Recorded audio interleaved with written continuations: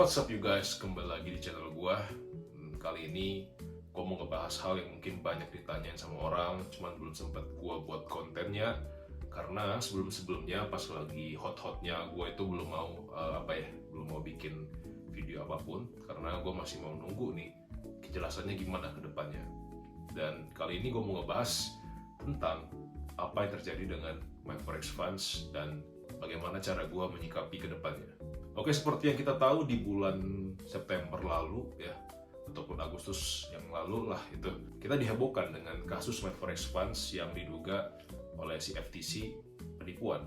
Oke, nah sewaktu ini kejadian ya, jujur, gue langsung cek website My Forex Funds dan akhirnya ketemu statement yang banyak di-share juga di luar sana bahwa dari My Forex Funds ngomong si FTC ini langsung menyidap dan dan nge-freeze dana mereka bla bla bla gitu ya. Dan yang gue pikirkan saat itu adalah, terus gimana dengan akun gue nih? Oke, karena gue memang nggak pernah nunjukin akun yang gue punya ke publik ya, karena menurut gue akun profit itu adalah hal yang private dan gue juga nggak peduli orang percaya atau nggak sama gue. Tapi ketika hal itu kejadian, ketika My Forex Funds ini dibekukan ya, jujur guys, gue cukup down. Kenapa? Karena gue menaruh cukup banyak aset under management di sana. Jadi gue mengelola aset gue di sana itu cukup banyak di My Forex Funds dan itu satu-satunya platform yang gue pakai. Dan gue bukan afiliator ataupun sales My Forex Funds. Gue pure ataupun murni pengguna My Forex Funds. Dan gue selalu bilang di live TikTok gue, kalau ada orang yang nanya ke gue nih, Bang, lebih prefer mana FTMO atau My Forex Funds? Gue selalu bilang FTMO. Kenapa? Karena mereka lebih berdiri lebih lama dan trust-nya lebih tinggi. Tapi kenapa gue memilih My Forex Funds? Karena rules-nya lebih cocok ke gue waktu itu dibandingkan FTMO. Dan ini menjadi pelajaran buat gue bahwa gue nggak bisa menaruh semua akun platform gue di satu platform. Tetap harus ada yang namanya diversifikasi. Oke, jadi sebelum kita masuk ke hal itu, yang mau gue bahas adalah, kalau teman-teman nih nanya ke gue sekarang, gimana kira-kira nasib My Forex Funds? Gue cuma bisa bilang, mending jangan berharap guys. Oke, kenapa? Karena ini sudah masuk ke dalam tahap persidangan. Oke, dan fakta-fakta yang ditemukan oleh si FTC memang menunjukkan adanya kecurangan dari pihak My Forex Funds ini. Pertama, mereka pakai yang namanya Traders Global Group itu sebagai broker. Oke, ternyata broker ini pun bukan third party ataupun bukan pihak luar, pihak lain. Tetapi broker ini adalah milik My Forex Funds sendiri. Oke, di situ aja sebenarnya udah sangat-sangat red flag. Itu udah nggak boleh guys. Ibaratnya lu seorang pro firm, lu punya broker ini dipakai orang untuk ikut challenge lu gitu. Itu nggak boleh. Kenapa? Adanya conflict of interest. Oke, ada conflict of interest. Sebagai seorang pro firm, pasti dia pengennya banyak orang yang gagal, bener? Let's be fair, oke? Karena salah satu pendapatan terbesar pro firm kan dari orang yang daftar challenge terus gagal. Oke, kita bisa mengerti itu, tetapi kalau mereka jadinya bisa memanipulasi broker itu juga untuk mencurangi user, itu udah nggak boleh, karena itu etikanya udah tidak benar. Dan hal ini dibenarkan dengan penemuan kedua, adanya teks dari petinggi My Forex Funds yang ngomong ke bagian teknisi servernya atau apa gitu, server brokernya. Dia bilang, sleep them to hell. Artinya apa? Dia menyuruh broker ini ataupun teknisi dari broker ini yang punyanya mereka sendiri untuk bikin orang-orang itu banyak yang kena slippage. Dan hal ini gue pernah bilang juga di live TikTok gue ya, atau mungkin di video YouTube gue lupa. Gue pernah bilang, My Forex Funds adalah salah satu pro firm dengan case slippage terburuk, dan itu karena gue mengalaminya sendiri. Misalkan gue harusnya loss cuma $500, gue bisa loss 600, gue bisa loss 700. Itu kan udah bahaya. Kenapa? Ketika lu lagi dalam fase challenge, itu merusak chance lu untuk bisa menang dan memperbesar chance lu untuk kena max drawdown. Ya harusnya lu loss satu kali itu 1%, lu bisa loss 12% harusnya. Tapi dengan adanya slippage, lu bisa loss mungkin cuma 9 kali, lu udah kalah. Karena ada yang namanya slippage. Ditambah lagi, slippage saat news, mereka itu betul-betul parah guys. Oke. Dan ya itulah, dengan adanya dua penemuan tadi, secara nggak langsung ya agak berat untuk Maverick Sport itu bisa survive ke depannya. Memang sekarang mereka lagi di defense, mereka lagi dibela oleh pengacara yang cukup terkenal di Amerika. Tapi anggaplah kalau mereka bisa berhasil menang pun ya, which is unlikely. Anggap mereka bisa menang. Apakah kita sebagai user masih bisa percaya dengan Maverick Sport? Bahkan karena kasus ini aja, kita sempat antipati dengan yang namanya pro firm. Kita sempat kehilangan trust kepada pro firm, meskipun masih banyak pro firm di luar sana yang benar. Dan balik lagi ini, bagaimana cara gue menghadapinya? Gue memang sekarang berada di pro firm lain, tapi gue pun juga diversifikasi.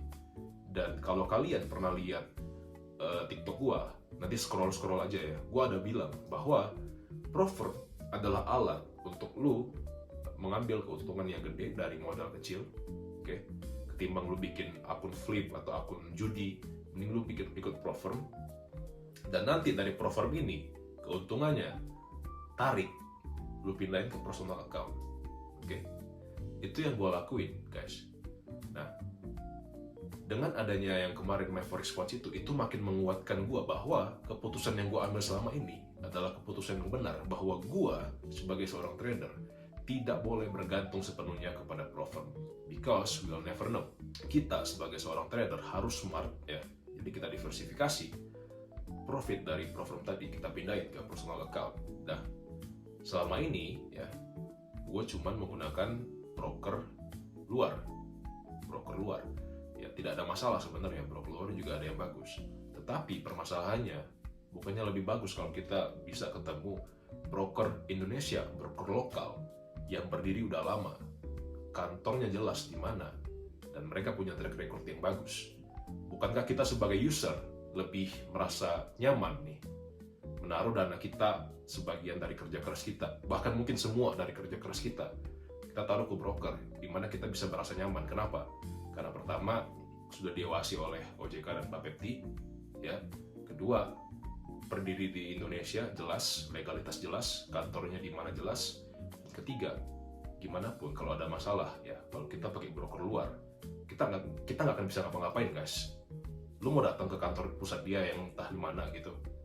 Sementara kalau broker Indonesia, kita bisa cari kantornya di mana, kita datengin kantor fisiknya. Sama seperti pro firm tadi, hanya gara-gara Maverick Funds, semua pro firm mendapatkan nama jelek. Begitu juga dengan broker Indonesia, karena banyaknya oknum-oknum broker yang menjerumuskan para nasabah. Karena jujur, banyak broker lokal itu yang ya makan nasabah sendiri gitu loh.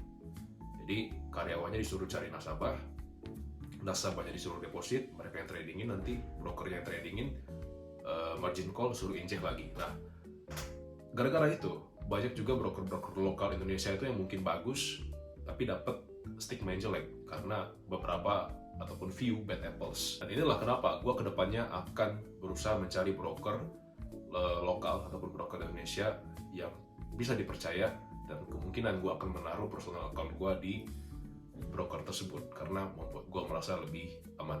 Jadi dari kasus Maverick Sport ini, yang bisa gue lakukan dan sudah gue lakukan adalah, pertama, gue mendiversifikasi akun pro firm gue.